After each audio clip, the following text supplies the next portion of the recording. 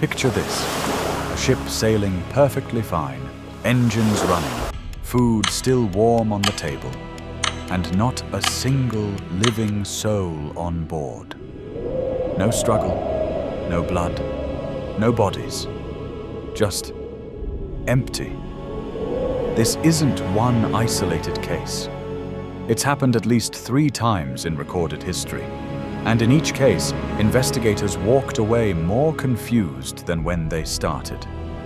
One ship sent a final radio message so terrifying that the operator died moments after sending it. Another was found drifting for over 13 years, completely intact, refusing to sink.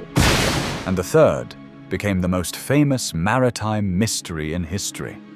So famous that Mary Celeste is now a synonym for abandoned without explanation. What happened to these crews? Where did they go? And why, after all this time, do we still not have an answer?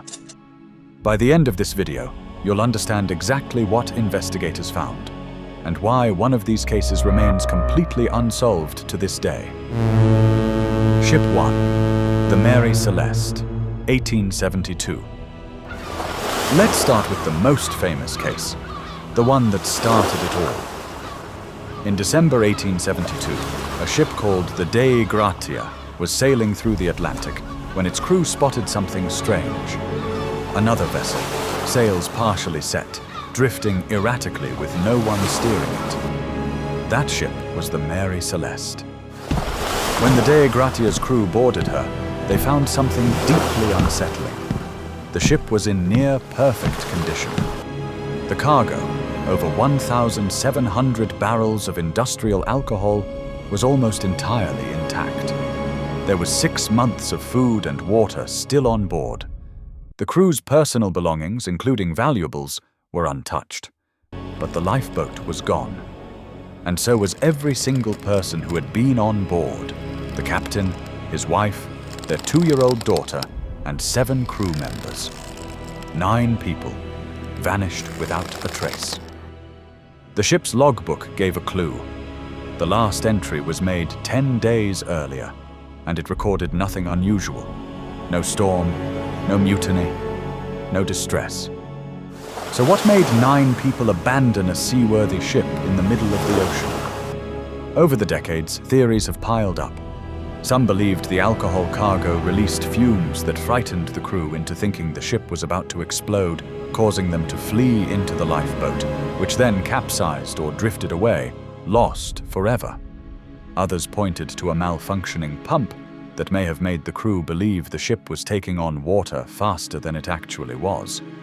There's even a theory involving a waterspout, a kind of oceanic tornado that could have caused chaos without leaving lasting damage to the hull. But here's the problem. None of these theories fully explain everything. The lifeboat being missing suggests a deliberate, calm departure, not a panic. Yet no trace of the lifeboat, or the 9 people in it, was ever found. To this day, the Mary Celeste remains the textbook example of a ghost ship, and one of the only cases where we have some idea of what might have happened, but not the full picture. Ship 2, the SS Ourang Medan, 1940s. If the Mary Celeste left us with theories, the Ourang Medan left us with something far darker, if it's even real. According to the story, in the late 1940s, several radio operators in the Strait of Malacca picked up a frantic distress call from a Dutch cargo ship called the SS Ourang Medan. The message reportedly said something like, "All officers including captain are dead, lying in chart room and on bridge, possibly whole crew dead." Then, after a burst of incoherent static and Morse code, one final transmission came through. "I die." And then, nothing. When another ship eventually located the Ourang Medan and boarded her, what they allegedly found was horrifying. Every member of the crew was dead. Their bodies were described as being frozen in place, arms outstretched, faces locked in expressions of terror, mouths open as if they had died mid-scream.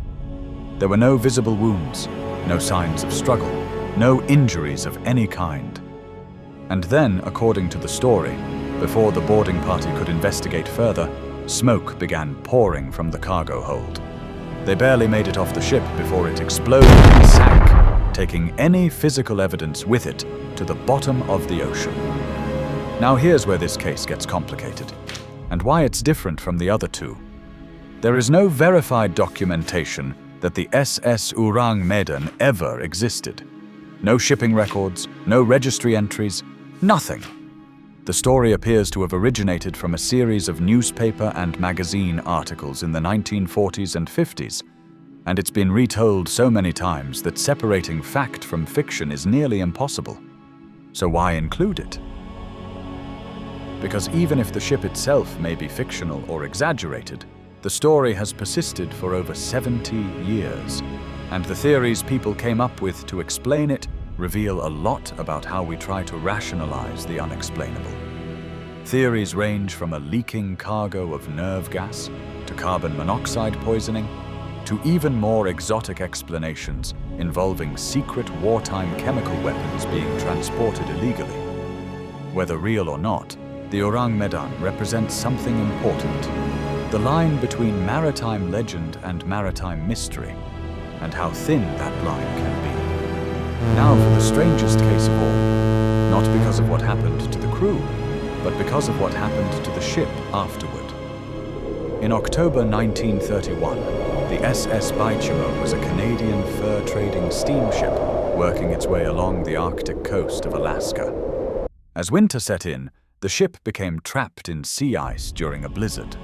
The crew, fearing the ship would be crushed by the ice, abandoned it and set up a temporary shelter on shore, planning to return once conditions improved.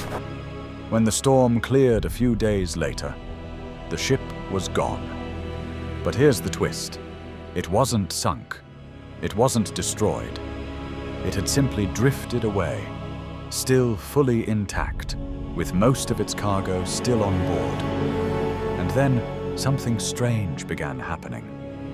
Over the next 38 years, the Baychimo was spotted again and again, by hunters, by other ships, by Arctic explorers, drifting along the frozen coastline, completely abandoned, refusing to sink. In 1933, fur trappers boarded it and took some of the cargo. In 1939, it was spotted again, frozen into pack ice. Sailors even reported boarding it temporarily during storms for shelter, using a ghost ship as an emergency refuge. The last confirmed sighting was in 1969, nearly 4 decades after it was abandoned, when it was seen trapped in ice off the coast of Alaska. After that, nothing. No further sightings were ever confirmed. The ship that refused to sink for 38 years simply disappeared from the record entirely. Unlike the Mary Celeste, there's no mystery about why the crew left. They were saving their own lives during a dangerous storm. But the real mystery is what happened to the ship itself over the following decades, and where, or how, it finally met its end. Did it finally sink in some unrecorded year? Did it drift so far into uncharted ice that no one ever saw it again? We genuinely don't know. So here's what we're left with. The Mary Celeste. 9 people who vanished from a ship in perfect condition, leaving behind everything they owned, with theories that almost, but never fully, explain it. The SS Ourang Medan. A story so chilling it's been retold for 70 years, even though we may never be able to prove it actually happened. And the Baychimo, a ship abandoned for entirely understandable reasons, that then spent nearly 4 decades as a literal ghost, drifting through Arctic waters, witnessed by dozens of people, before vanishing for good. 3 ships, 3 different decades, 3 completely different outcomes. But here's the question that ties them all together, the one that, even now, doesn't have a satisfying answer. How does a ship, something built specifically not to be abandoned, something representing safety and survival to everyone on board, end up empty? Not destroyed, not sunk, just empty. In 2 of these cases, the people who vanished were never found. Not their bodies, not their belongings, not a single trace. And in the case of the Baychimo, the ship itself eventually vanished too, leaving us with nothing but sighting reports and a final question mark hanging over the Arctic ice. Maybe one day, wreckage will surface. Maybe a logbook will be found. Maybe new evidence will finally close one of these cases for good. But until then, these 3 ships remain exactly what they've always been. Vessels that left port and never fully arrived anywhere again. I am Warren Cross, and this has been Borderline Void. If mysteries like this fascinate you, make sure you're subscribed, because we're just getting started.